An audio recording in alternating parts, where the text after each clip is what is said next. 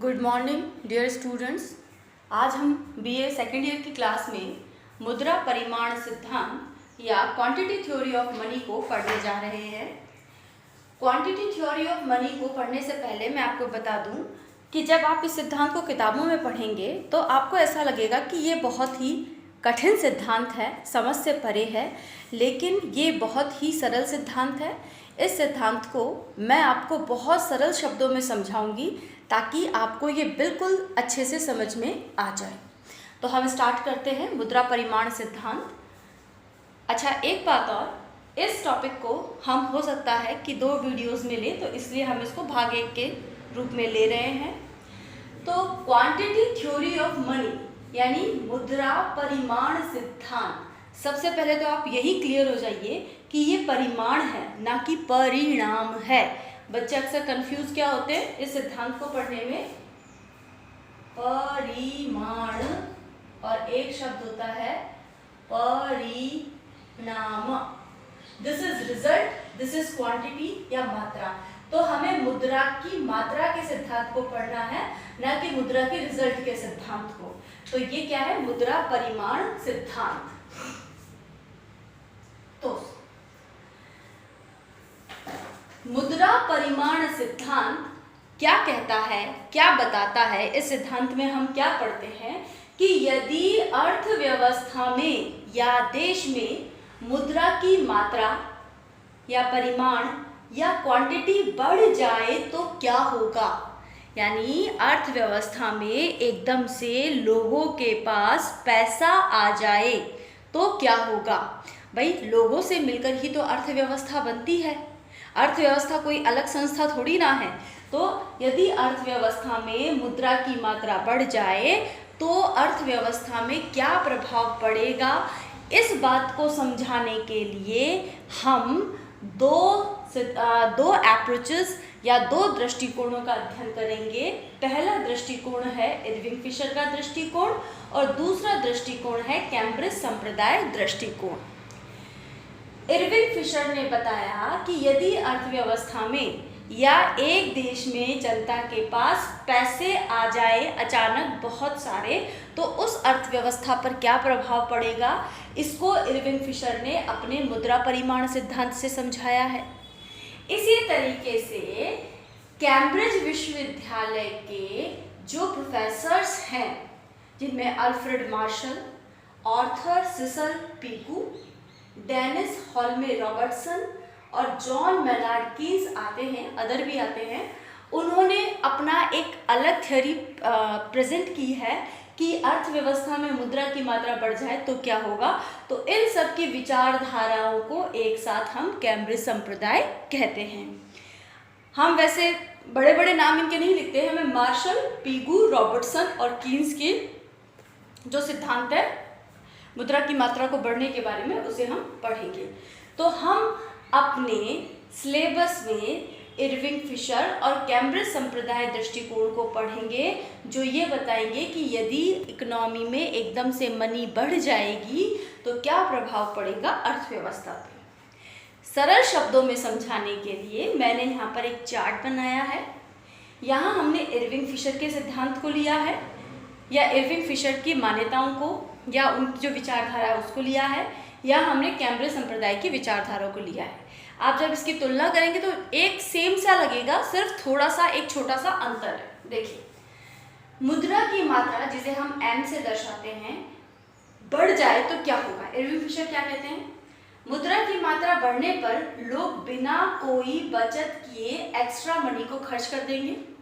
जो भी उनके पास एक्स्ट्रा पैसा आएगा, यानी जो एकदम से मुद्रा बढ़ रही है, खर्च करने से मांग बढ़ेगी, मांग बढ़ने से कीमत स्तर, जिसे हम P से दर्शाते हैं, कीमत स्तर बढ़ेगा। और कीमत स्तर बढ़ने का अर्थ यह भी है कि मुद्रा का मूल्य यानी कि क्रय शक्ति, क्रय शक्ति को हम 1/P से दर्शाते हैं, तो क्रय शक्ति भी घटेगी। तो क्या समझ में आया कि जब लोग खर्च करते हैं तो डिमांड बढ़ती है, डिमांड बढ़ती है तो प्राइस लेवल बढ़ता है, और प्राइस लेवल बढ़ने का मतलब क्या होता है, कीमतें बढ़ने का मतलब क्या होता है कि जो मुद्रा जिस देश में प्रचलित है वहाँ पर अगर कीमतें बढ़ रही है तो उस मुद्रा की क्रय शक्ति क्या हो रही है, घट रही है। और क्रय शक्ति को हम मुद्रा का मूल्य भी कहते हैं, ये मैं पहले वाले वीडियोस में समझा चुकी हूँ। कैम्ब्रिज संप्रदाय क्या कहता है? लोग कुछ एक्स्ट्रा सेविंग्स करेंगे। कैम्ब्रिज संप्रदाय के अनुसार अगर लोगों के पास मनी आ जाती है, मनी बढ़ जाती है, तो लोग एक्स्ट्रा सेविंग्स करेंगे और उसके बाद खर्च करेंगे। खर्च करने पर डिमांड इंक्रीज होगी, डिमांड बढ़ेगी, डिमांड इंक्रीज होने पर प्राइस लेवल इंक्रीज होगा, प्राइस लेवल इंक्रीज होने पर वैल्यू ऑफ मनी डिक्रीज हो जाएगी। तो आपने यहाँ पर क्या देखा? हमने यहाँ पर यह देखा कि इरविंग फिशर और कैम्ब्रिज संप्रदाय एक सी ही बात कहते हैं, लेकिन एक अंतर है। क्या अंतर है? बिना कोई बचत किए सारी मुद्रा खर्च कर दी जाएगी, ये तो बोलते हैं इरविंग फिशर। लोग कुछ सेविंग्स करेंगे, ये कहते हैं कैम्ब्रिज संप्रदाय के लोग। तो कहने का मतलब ये हुआ कि मुद्रा परिमाण सिद्धांत के अनुसार एक अर्थव्यवस्था में जब मुद्रा की मात्रा में वृद्धि होती है तो क्या होगा? कीमत स्तर भी बढ़ जाता है, लेकिन मुद्रा का मूल्य घट जाता है। सेम यही बात कैम्ब्रिज अर्थशास्त्री भी कहते हैं, लेकिन इरविंग फिशर और कैम्ब्रिज संप्रदाय के बीच में अंतर क्या है कि इरविंग फिशर कहते हैं कि लोग बिना कोई बचत किए सारी मुद्रा खर्च करते हैं, और जबकि कैम्ब्रिज संप्रदाय के लोग क्या कहते हैं कि कुछ पैसा बचा लिया जाता है। तो बच्चों, ये तो एक हमने आपको एक खाका बताया कि हम एक्चुअल में पढ़ने क्या वाले हैं। अब हम शुरू करेंगे इरविंग फिशर का मुद्रा परिमाण सिद्धांत। उससे पहले मैं आपको एक छोटा सा एक उदाहरण बताती हूँ कि हम एक्चुअल में क्या पढ़ने वाले हैं, कहाँ से स्टार्ट करेंगे। सरल शब्दों में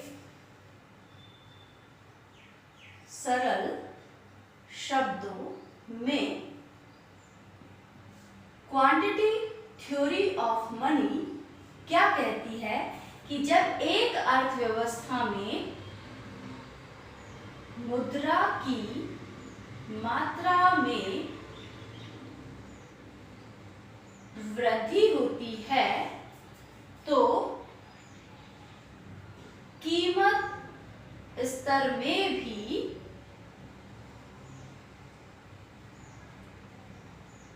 वृद्धि होती है, लेकिन मुद्रा का मूल्य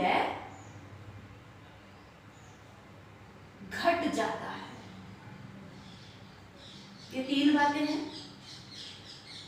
मुद्रा परिमाण सिद्धांत सिर्फ ये तीन बातें ही करता है कि जब एक अर्थव्यवस्था में मुद्रा की मात्रा में वृद्धि होती है तो प्राइस लेवल भी बढ़ जाता है, लेकिन वैल्यू ऑफ मनी घट जाता है। यही सारा मुद्रा परिमाण सिद्धांत है। इससे ज्यादा मुद्रा परिमाण सिद्धांत कुछ भी नहीं है। इरविंग फिशर और कैम्ब्रिज संप्रदाय के अर्थशास्त्रियों के बीच में अंतर सिर्फ इतना सा है कि इरविंग फिशर ये कहते हैं कि जब मुद्रा की मात्रा बढ़ती है तो लोग बढ़ी हुई सारी मात्रा खर्च कर देते हैं, वो किसी प्रकार की सेविंग्स नहीं करते हैं अकॉर्डिंग टू फिशर। लेकिन कैम्ब्रिज संप्रदाय के लोग कहते हैं कि लोग अपने पास कुछ पैसा हमेशा बचाकर रखना चाहते हैं। इस क्रम में होगा क्या कि फिशर के अकॉर्डिंग तो क्या होगा, जितनी मुद्रा की मात्रा बढ़ेगी प्राइस लेवल भी उतना ही बढ़ जाएगा। मुद्रा की मात्रा दोगुनी होगी तो प्राइस लेवल भी दोगुना बढ़ जाएगा। क्यों? क्योंकि जितनी मुद्रा की मात्रा बढ़ी है उतना ही सारा का सारा खर्च कर दिया। खर्च करने से मैंने आपको बताया था कि डिमांड बढ़ती है और प्राइस बढ़ती है। लेकिन कैम्ब्रिज संप्रदाय में क्या होता है कि जितनी मुद्रा की मात्रा बढ़ती है उस अनुपात में प्राइस लेवल नहीं बढ़ता है, क्योंकि लोग बढ़ी हुई मुद्रा में से कुछ बचा लेते हैं, सारी मुद्रा खर्च नहीं करते हैं।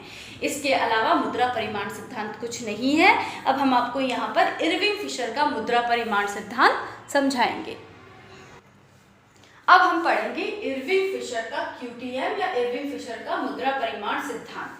इरविंग फिशर ये कहते हैं, अब आप इसका एक फ्रेमवर्क समझ चुके हैं, पृष्ठभूमि समझ चुके हैं, तो अब हम इंडिविजुअली पहले इरविंग फिशर का क्वांटिटी थ्योरी ऑफ मनी समझाएंगे, उसके बाद में हम कैम्ब्रिज अप्रोच को समझाएंगे। तो इरविंग फिशर क्या कहते हैं कि जब एक अर्थव्यवस्था में, अब ये इनका वक्तव्य है, कोई भी सिद्धांत होता है उससे पहले उसका एक वक्तव्य होता है, शब्दों के द्वारा उस सिद्धांत को समझाया जाता है।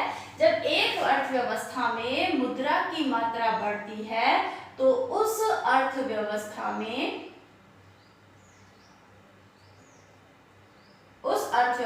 में कीमत स्तर भी बढ़ जाता है, परंतु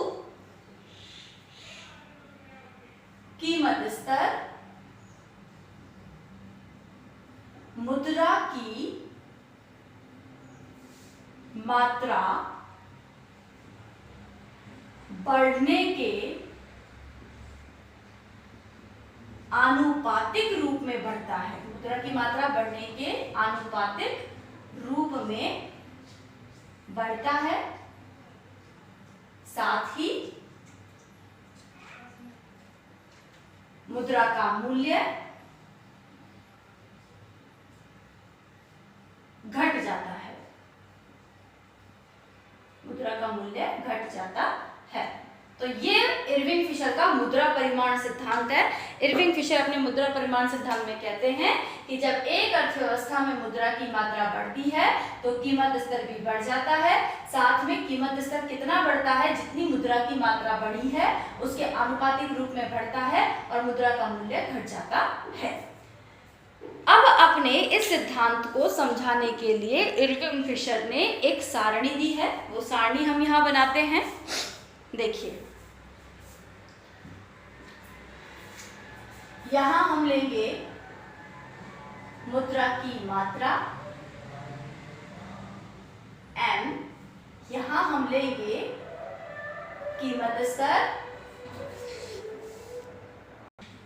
कीमत स्तर लिया है और यहां हमने मुद्रा का मूल्य लिया। अब देखिए, इरविंग फिशर अपने इस सिद्धांत को पहले सारणी से समझाते हैं।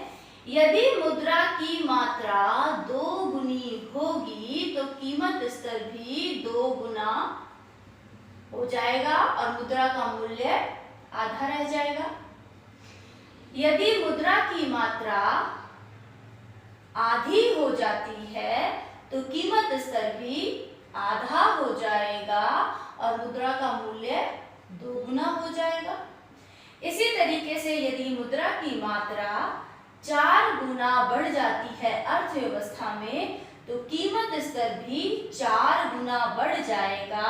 और कीमत स्तर बढ़ने का मतलब है कि मुद्रा का मूल्य घट जाना, उसकी क्रय शक्ति घट जाना, तो मुद्रा का मूल्य घटकर चौथाई रह जाएगा। इसी तरीके से यदि मुद्रा की मात्रा घटकर 4 गुना घट जाती है,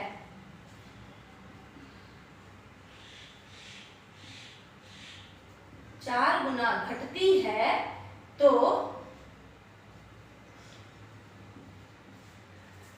कीमत स्तर भी 4 गुना घटेगा और जबकि मुद्रा का मूल्य 4 गुना बढ़ जाएगा। ठीक है, तो ये कहते हैं, इस सारणी को कहते हैं कि फिशर ने अपने मुद्रा परिमाण सिद्धांत को कठोर रूप में कैसे समझाया है कि यदि मुद्रा की मात्रा अर्थव्यवस्था में 2 गुनी बढ़ जाती है तो कीमत स्तर भी 2 गुना बढ़ जाएगा, लेकिन मुद्रा का मूल्य आधा रह जाएगा। इसी तरीके से मुद्रा की मात्रा यदि आधी रह जाती है तो कीमत स्तर भी आधा रह जाएगा और मुद्रा का मूल्य 2 गुना हो जाएगा। सेम थिंग, 4 गुना वृद्धि हो गई अगर मुद्रा की मात्रा में तो कीमत स्तर भी 4 गुना बढ़ेगा, मुद्रा का मूल्य चौथाई रह जाएगा। इसी तरीके से मुद्रा की मात्रा यदि घटकर 4 गुना कम हो जाती है तो 4 गुना ही कीमत स्तर घटेगा और मुद्रा का मूल्य 4 गुना बढ़ेगा। इस सारणी में आपने क्या देखा कि जितना परिवर्तन मुद्रा की मात्रा में हुआ है, सेम परिवर्तन आनुपातिक रूप में और उसी दिशा में किसमें हुआ है, कीमत स्तर में हुआ है। तो ये इरविंग फिशर का मुद्रा परिमाण सिद्धांत है। अब अपने इस मुद्रा परिमाण सिद्धांत को समझाने के लिए इरविंग फिशर ने एक सूत्र भी दिया है, जिसमें हम विभिन्न चरों को रखकर कैलकुलेशन करके सेम रिजल्ट निकाल सकते हैं। तो अब हम आपको वो इरविंग फिशर का सूत्र बताते हैं। ये जो हमने लिखा है, ये इरविंग फिशर ने मुद्रा परिमाण सिद्धांत को समझाने के लिए एक समीकरण दिया है। अर्थात हम ये भी कह सकते हैं कि इरविंग फिशर ने ये समझाने के लिए कि जब एक अर्थव्यवस्था में मुद्रा की मात्रा बढ़ती है तो प्राइस लेवल भी उसी अनुपात में, द इम्पोर्टेंट वर्ड इज उसी प्रपोर्शन में बढ़ेगा। इसको समझाने के लिए उन्होंने ये अपना एक सूत्र दिया है। हालांकि सूत्र का प्रतिपादन कैसे हुआ ये आपके आउट ऑफ कोर्स है, अगर कोई पूछना चाहता है तो मेरे से पूछ सकता है। देखिए, उन्होंने ये लिखा है कि P is equal to mv प्लस m डैश v डैश बटे t। इस सूत्र के द्वारा उन्होंने ये बताया है कि यदि अर्थव्यवस्था में मुद्रा की मात्रा में वृद्धि होगी तो कीमत स्तर भी उसी अनुपात में बढ़ जाएगा। अब यहाँ पर P क्या है, M क्या है, V क्या है, इसको हम समझ लेते हैं। तो सबसे पहले बात करते हैं P।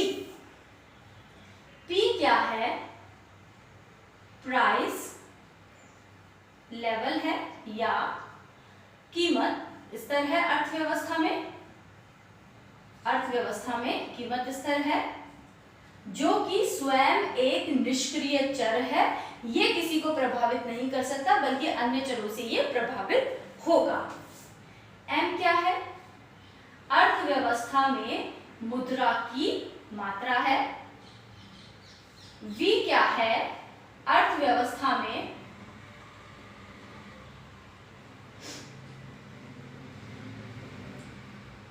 V क्या है? अर्थव्यवस्था में इसे बोलते हैं साख मुद्रा। अर्थव्यवस्था में साख मुद्रा की M डैश है अर्थव्यवस्था में साख मुद्रा की मात्रा। साख मुद्रा क्या होती है? चेक, हुंडी, कोई बिल, जिनको हम कुछ क्रियाओं के द्वारा मनी में कन्वर्ट कर सकते हैं, वो होती है साख मुद्रा।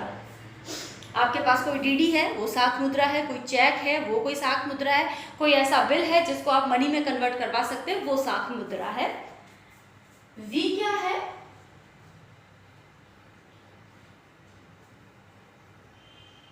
मुद्रा, यानी कौन सी मुद्रा? M। साख M डैश नहीं, M। मुद्रा का संचलन वेग है। और V डैश क्या है? साख मुद्रा का, यानी कि M डैश का संचलन वेग है।